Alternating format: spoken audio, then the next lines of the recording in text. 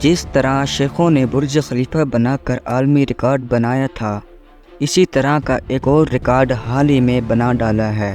جی تو ناظرین، 3 ایسے جہاز جن کو مرمت کریں تو نقصان ہے، پھر آخر کیوں اتنے سالوں کے بعد ان کو بنانے کی سوچ آئی؟ چلو سوچ تو آئی، مگر ان تینوں جہازوں کو بائی روڈ لے کر جانا یہ پاگل پن تھا۔ آخر کیوں ان جہازوں کو جدہ سے ریاض لے جایا گیا، یہ جانیں گے آج کی ویڈیو میں۔ لیکن اس سے پہلے اگر آپ نے ہمارا یوٹیوب چینل سبسکرائب نہیں کیا تو وہ سبسکرائب کر لیں اور بیل نوٹیفیکیشن کو آن کر لیں، تاکہ آنے والے وقتوں میں مزید اسی طرح کی انفارمیشن سے بھری ویڈیوز آپ کو ٹائم بہ ٹائم ملتی رہیں۔ جی تو ناظرین، یہ بات ہے 2016 اور 17 کی، جب ان 3 جہازوں کو سعودی ایئر لائن سے ریٹائر کر دیا گیا۔ لیکن اب ریٹائرمنٹ کے پورے 6 سال بعد آخر ان جہازوں کو دوبارہ کیوں نکالا گیا؟ نہ صرف نکالا گیا بلکہ کوئی بڑا منصوبہ کرنے کا سوچا۔ آپ کو بتاتے چلیں کہ ان تینوں جہازوں کو زمین سے لے جانا سعودی حکومت کا یہ سب کچھ ایک مقصد کے تحت ہے۔ نمبر 1 پر جو مقصد ہے وہ پبلسٹی۔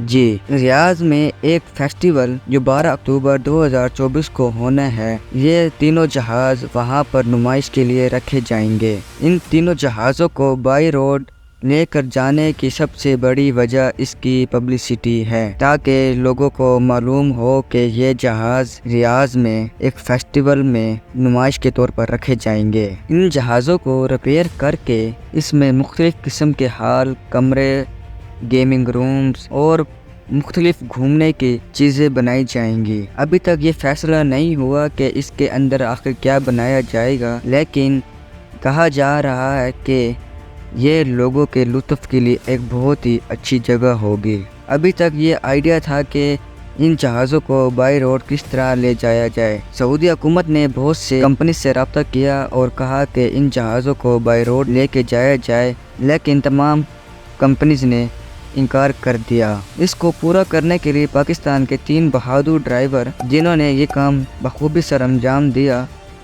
ان جہازوں کو جدہ سے ریاض تک بغیر کسی نقصان کے بائی روڈ پہنچانے کے لیے بہت سی مشکلیں جھیلیں اور ان جہازوں کو ریاض پہنچایا۔ لیکن ان 3 ڈرائیورز کی ایک ڈیمانڈ تھی کہ ہمیں ایک خاص قسم کا پروٹوکول دیا جائے، تاکہ ہمیں راستے میں کسی قسم کی ٹریفک کی دشواری پیش نہ آئے، جو کہ سعودی حکومت نے ان کو دیا، جیسے کہ آپ ویڈیو میں دیکھ سکتے ہیں۔ اس کے علاوہ سعودی حکومت نے اس کو مزید سوشل میڈیا ٹرینڈ بنانے کے لیے سعودی انٹرٹینمنٹ کے چیف اعلان کر دیا کہ جو کوئی شخص ان جہازوں کی ایک اچھی سی تصویر لے کر آئے گا، اس کو ایک لگژری کار دی جائے گی۔ اس طرح اس کی مقبولیت میں اضافہ ہوتا گیا۔ یہ نہ صرف سعودی عربیہ میں مشہور ہوا بلکہ آہستہ آہستہ پوری دنیا میں اس کے چرچے ہونے لگے۔ یہ جہاز جس جگہ سے بھی جاتے خوب شہرت حاصل کرتے، اور وہ 3 پاکستانی جنہوں نے یہ ذمہ داری لی تھی، لوگ ان کی عزت